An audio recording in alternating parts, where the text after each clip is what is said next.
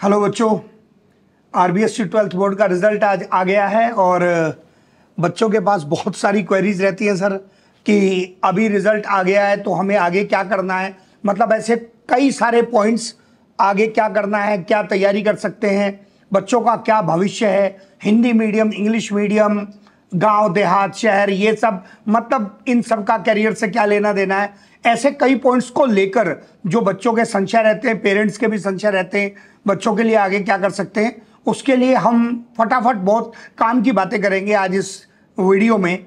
तो सबसे पहले सर यहीं से आगे बढ़ाते हैं कि रिजल्ट आ गया है तो अब इसमें मल्टीपल स्ट्रीम के बच्चे हैं। बिल्कुल सर। साइंस के भी हैं, कॉमर्स के भी हैं, ह्यूमैनिटीज़ के भी हैं।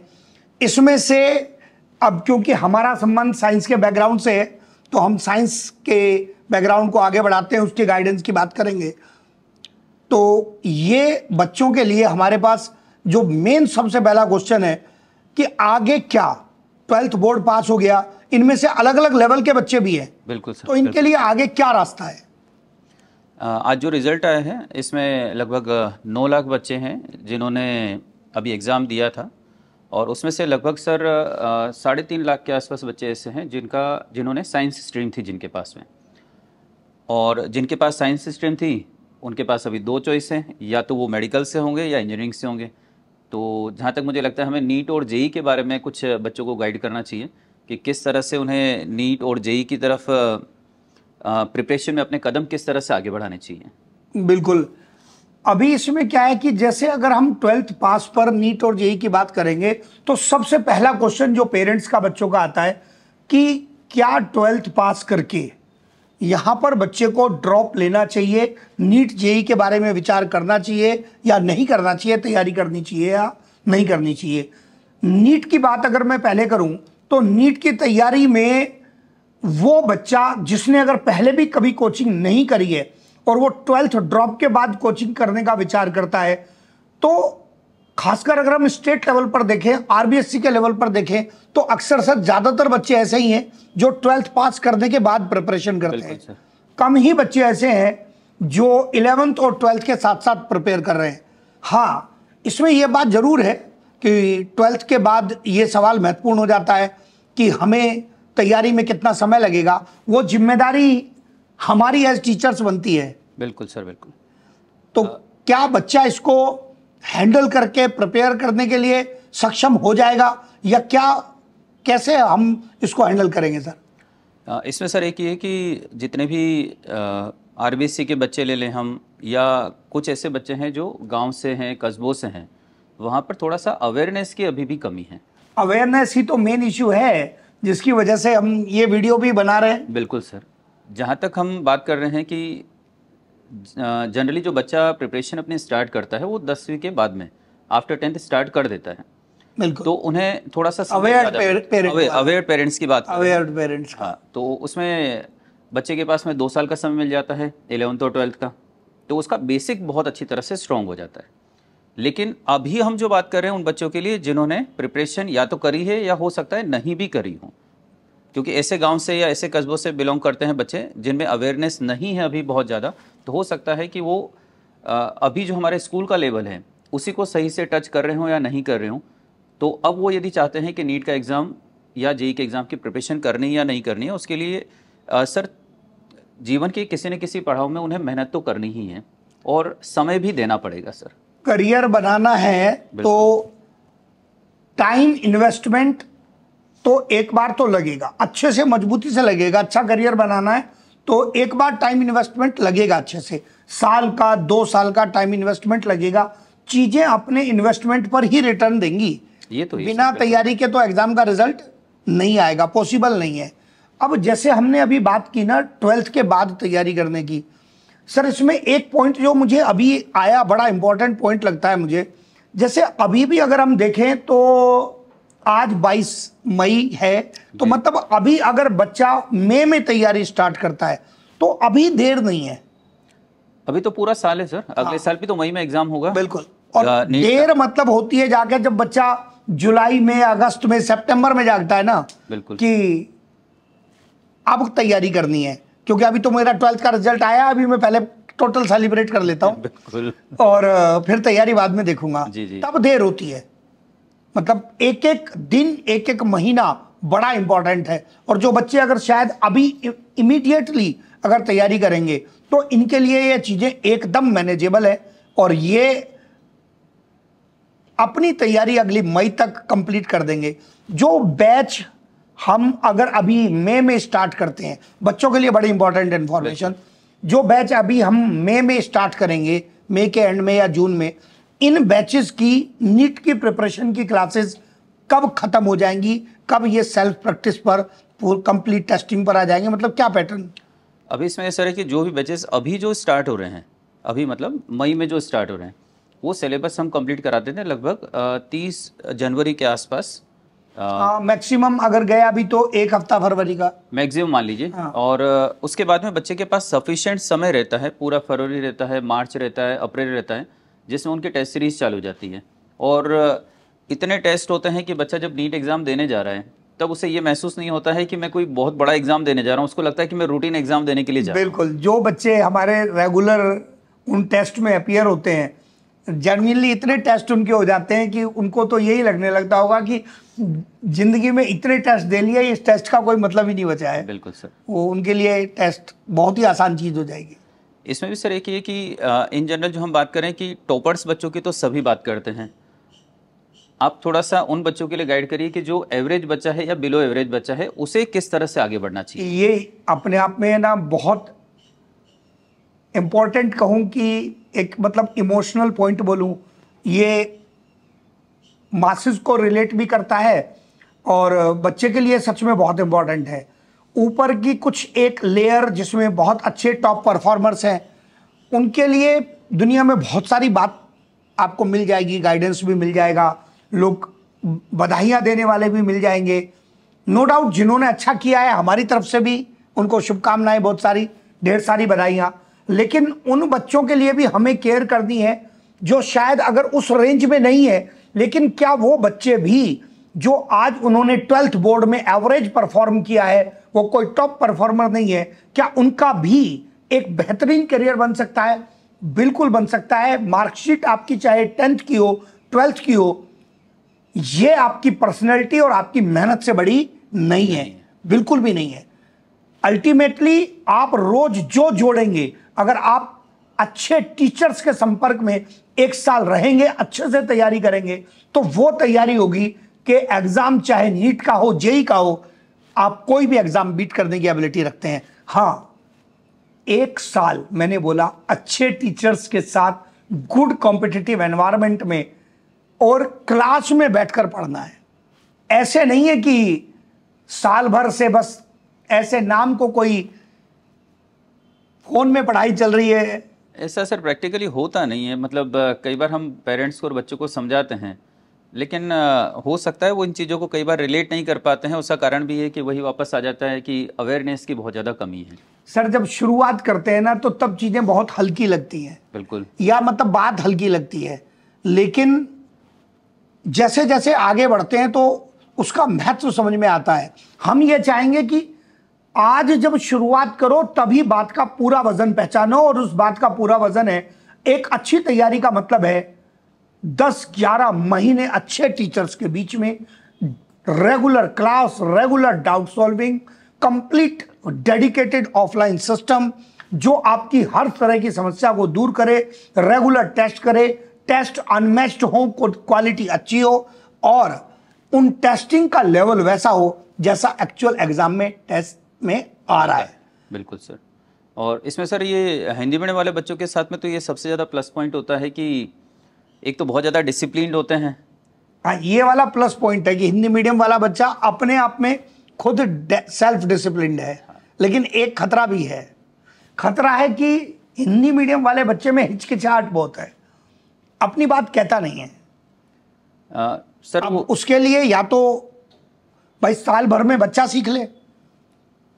मैं तो बोलूंगा बच्चे से ये एक्सपेक्ट करना कि साल भर में, महीने में, 2 महीने में, क्योंकि उसके पास साल भर थोड़ी है, उसको तो साल भर में सब्जेक्ट भी सीखना है पूरा। तो बच्चे पर पूरी सीखने की जिम्मेदारी कि बच्चा थोड़ी अपनी पर्सनैलिटी थोड़ी बदल देगा साल भर में। ये तो सिस्टम के ऊपर है कि आगे बढ़कर बच्चे की प्रॉब्लम को सॉल्व किया जाए। सर जैसे हम लोग यहाँ पर एक अपना बेटा फाइल चलाते हैं, अब चाहे बेटा हो या बेटी हो, दोनों के लिए ही हम एक ही फाइल का नाम रखते हैं अपना बेटा। तो जेंडर न्यूट्रल है मतलब वो। बिल्कुल सर, उस अपना बेटा फाइल में जो क्लास के टीचर्स हैं, बच्चा भले ही उसका नेचर कैसा भी है कि वो आकर के कुछ बात कर रहा है या नहीं कर रहा है, लेकिन टीचर खुद आगे रह करके उससे रेगुलरली मिलते हैं, उससे बात करते हैं। कई बार ऐसा भी होता है कि बच्चा क्लास के बाद मिलने के लिए नहीं रुकता है, तो उससे फ़ोन करते हैं, उसके पेरेंट्स से फ़ोन करते हैं, उसकी परफॉर्मेंस डिस्कशन करते हैं, और जो भी गाइडेंस की ज़रूरत होती है बिल्कुल उसको बुला करके बैठा करके उसकी गाइडेंस देते हैं। पेरेंट्स को अवेयर करते हैं कि बच्चे के लिए इस तरह से थोड़ा सा प्रयास कीजिए, ताकि और प्रत्येक बच्चे से संबंधित जो भी नोटिंग्स होती हैं वो उस फाइल में लिखी जाती हैं।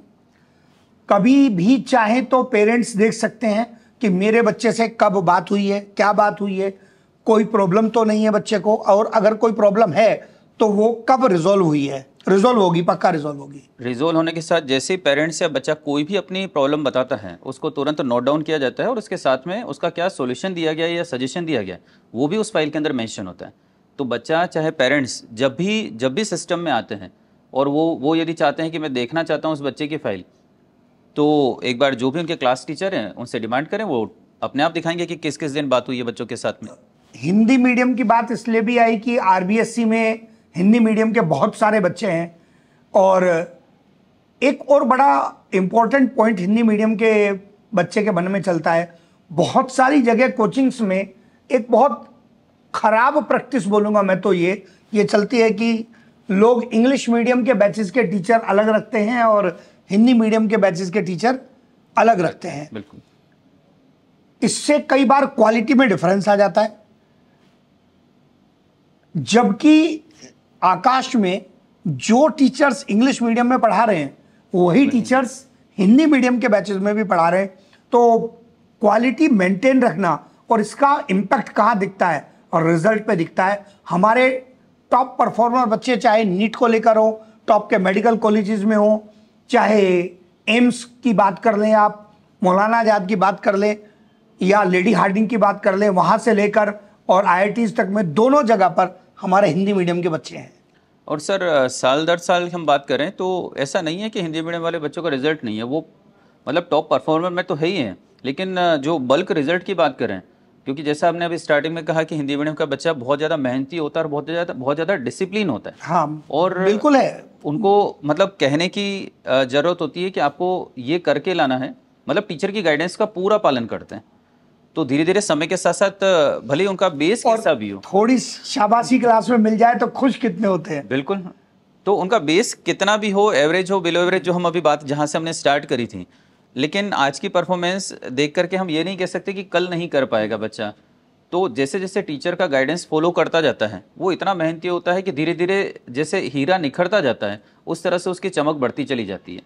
ये तो सर बात हो गई मीडियम की। बिल्कुल, जो हम बात कर रहे थे, जहां से बात आपने कनेक्ट करी थी, एवरेज परफॉर्मर। जी बिल्कुल। सपोज किसी बच्चे की परफॉर्मेंस बोर्ड में, 12th बोर्ड में अगर आज 65% आई है, 70% आई है, तो ये बच्चा अपने आप को कहीं तुलना कर रहा होगा 90% वाले से। बिल्कुल सर, ये तुलना करना, इसकी वजह से खराब महसूस करना, और इसका बच्चे के करियर बनने से ये कितना संबंध है। हम अगर एज ए टीचर बात करें, इतने लंबे समय में हमने भी इतने बच्चों को देखा है। सर बोर्ड के जो परसेंटेज जिसके हम अभी बात कर रहे हैं कि एवरेज है या ज़्यादा हैं, वो एक सिर्फ इसी के बारे में बता रहा है कि बच्चे के बेसिक्स कितने स्ट्रॉन्ग हैं और बच्चा कितना डिसिप्लिन्ड है। लेकिन वापस वही आ जाती है कि जो बच्चा आज बहुत अच्छी तरह से नहीं कर पाया, लेकिन वही कि डिसिप्लिन के साथ यदि 1 साल दे देता है समय, मेडिकल के लिए दे दे चाहे जेई के लिए दे दे, और गाइडेंस का बहुत अच्छी तरह से यदि पूरी तरह से पालन करता जाता है, तो वापस वही है कि जहाँ टॉपर है वहाँ तक अपने आप ही पहुँच जाता है। लेकिन उसके अंदर भी है कि सर समय तो देना ही पड़ेगा। इनफैक्ट सर हमने कई बार उल्टा होते हुए देखा है। ओवर कॉन्फिडेंस में कई बार टॉपर गलती कर जाते हैं। बिल्कुल, और बहुत सारे ऐसे बच्चे जिनकी 12th की परसेंटेज एवरेज थी, वो परफॉर्म कर जाते हैं। हाँ, परसेंटेज को लेकर IITs के मामले में एक बैरियर आएगा, 75% 75% वाला, लेकिन वो जो बैरियर है उसके बावजूद भी और भी दूसरे रास्ते हैं, इंजीनियरिंग में भी, जेई में भी दूसरे रास्ते हैं, ठीक है, वो बैरियर जेई एडवांस के लिए अपनी जगह आता है। तो लेकिन बच्चा तब भी अपना अच्छा करियर बना सकता है। अब मैटर हुआ कि क्या यहां बच्चे को 12th पास करके ड्रॉप लेना चाहिए कि नहीं। सामान्य भाषा में कई जगह पेरेंट्स भी डरते हैं, बच्चे भी डरते हैं। हमने इतने वर्षों में देखा है, यदि कुछ समय लगाकर अच्छा करियर बनता है, बिल्कुल कॉलेज निकलता है, तो वो उस एक ईयर की तुलना में कहीं बेटर है। सर, अपने पिछले साल के बैच में ही 2023-24 वाले में जी। बच्ची थी RM-17 में, जिसका पेरेंट्स ने नर्सिंग में एडमिशन करा दिया था ओके और फाइनल हो गया था, लेकिन उस बच्ची का मन नहीं था करने का। कॉलेज से वापस आ गए, फिर उसको तैयारी कराई और वो आज MBBS कर रही है। यही है सर, मतलब बच्चे में नर्सिंग में और MBBS में गैप तो है।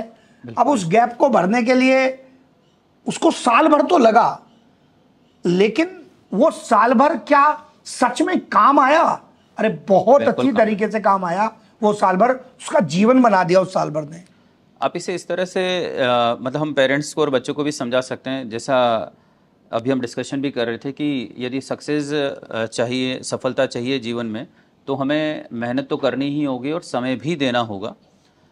तो अभी जो समय है, मतलब हम ये कहना चाहते हैं कि जीवन के किसी न किसी पड़ाव में यदि हमें समय देना ही है तो फिर आज ही क्यों न दिया जाए, क्योंकि इसी एज के अंदर एनर्जी का लेवल सबसे ज़्यादा होता है, सबसे बेस्ट होता है, सबसे बेस्ट होता है। यदि उस एनर्जी को बहुत अच्छी तरह से सर चैनलाइज कर दिया जाए, एक सही डायरेक्शन दे दिया जाए, तो बच्चे में एनर्जी है, हमने एज ए टीचर उसको चैनलाइज कर दिया बहुत अच्छी तरह से, तो ठीक 1 साल बाद में उसका रिजल्ट्स बहुत अच्छी तरह से आते हैं। मैं एक थोड़ा अलग सा पॉइंट लूंगा सर जी। सामान्य अंडरस्टैंडिंग में कई बार हम ऐसा देखते हैं कि बच्चे ने स्कूलिंग तो कर ली, कोचिंग को कई लोग एक अलग नज़र से देखते हैं कि आखिर कोचिंग की नीड क्यों है। कोचिंग ने बच्चों का बिगाड़ा कुछ नहीं है, ऐसे ऐसे बच्चों का भविष्य बनाया है जो शायद अपनी 12th की परफॉर्मेंस के बेसिस पर कहीं भी स्टैंड नहीं कर रहे थे। उनको जो अभी आपने पाथ की और गाइडेंस की, बिल्कुल साल भर की 2 साल की मेहनत की बात करी है, वो रास्ता तैयार करके उनके जीवन बनाए हैं। मतलब यदि समय पर सही कोचिंग मिल जाए तो बच्चे का जीवन बनाने की एबिलिटी है। और इस मामले में राजस्थान को तो मैं धनी मानता हूँ। बिल्कुल सर, यहाँ पर कोचिंग ही कोचिंग है। कोचिंग का मतलब खूब अच्छा एनवायरनमेंट है, अच्छा एनवायरनमेंट है। तो और अगर इसका भी फायदा उठाकर अपना भविष्य नहीं बनाया तो इसका मतलब फिर सही गाइडेंस या पाथ का, इसका मतलब सही समय पर उपयोग नहीं किया गया। सर एनवायरनमेंट का भी बहुत ज़्यादा फ़र्क है। जहाँ पर एक बच्चा जो तैयारी कर रहा है, उसके आसपास के एरिया के अंदर सब बच्चे हैं, वो सभी तैयारी कर रहे हैं।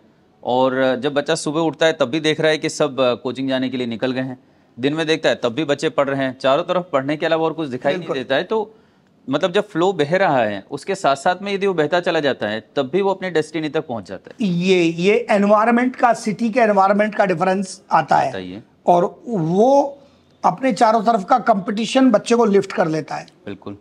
और वो एक दिन वो लिफ्टिंग काम आती है, वो भविष्य बनाने के काम आती है। तो हमारी तरफ से तो पेरेंट्स और बच्चों को यही सजेशन है। 12th के बोर्ड के रिजल्ट्स जो भी आज RBC के आए हैं, तो हमारा सजेशन ये है कि यदि आप नीट और जेई के लिए प्रयास करना चाह रहे हैं तो आपको समय देना चाहिए। और समय देने के साथ साथ हमारा एक गाइडेंस ये है कि एक प्रॉपर मेंटर की उपस्थिति में ही आप अपने बच्चे को छोड़ें। और तैयारी जो आपको करनी है, मेंटर जिन्हें हम दूसरी भाषा में कोच भी कह सकते हैं, उन्हीं की उपस्थिति के अंदर या उन्हीं की निगरानी में ही कोचिंग करेंगे, तभी बच्चे के अंदर आउटपुट बहुत अच्छी तरह से हमें दिखाई देगा। निर्णय लेने में संकोच बड़ा हिस्सा होता है। हम लोगों के बातचीत करने, हम लोगों के कोई भी गाइडेंस देने का मुख्य उद्देश्य यही है कि जहाँ जहाँ पर बच्चे या पेरेंट्स गाइडेंस की कमी में या संकोच के कारण कोई निर्णय नहीं ले पा रहे हैं, या ये नहीं जान पा रहे हैं कि आगे मेरे बच्चे का भविष्य कैसा है। यदि किसी भी बच्चे ने बायो से 12th पास करी है, वो नीट के लिए प्रिपेयर करने के लिए पूरी तरीके से योग्य है। बच्चे ने मैथ से अगर 12th पास करी है, वो जेई की प्रिपरेशन के लिए एलिजिबल है, उसके लिए योग्यता रखता है, और निश्चित रूप से उस योग्यता का पूरा दोहन करके देखने की आवश्यकता तो है। क्योंकि बाकी जो सामान्य दूसरे फील्ड है, अगर किसी बच्चे ने सामान्य बीएससी कर भी ली है तो उसके बाद आगे किसी ना किसी गवर्नमेंट कॉम्पिटिटिव एग्जाम में जाकर समय लगेगा, वापस समय तो लगेगा। बिल्कुल वही है। और अगर हम समय अभी लगा लेंगे तो मे भी शायद आगे की गाड़ी आसान हो जाएगी, क्योंकि हम प्रोफेशनल डिग्री लेकर बैठेंगे। वही एमबीबीएस या एक अच्छे कॉलेज के इंजीनियर की डिग्री लेकर अगर बच्चा बैठता है तो आगे उसको चाहे गवर्नमेंट के एग्जाम्स हो या कोई भी दूसरे जॉब के एग्जाम्स हो, उन सब में एक उसके ऊपर एज तो है ही, उसका पड़ला तो भारी है ही। बिल्कुल।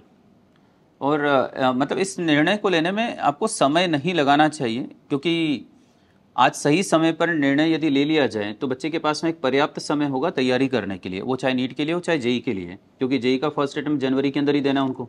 बिल्कुल, जेई के लिए तो ये और भी बहुत इंपॉर्टेंट है, क्योंकि सिलेबस 12th पास वालों का पावर स्टेप का जल्दी खत्म कराना होता है, जनवरी में ही फर्स्ट उनका अटेम्प्ट आ जाता है, तो वो तो इमीडिएट चाहिए, एकदम तुरंत।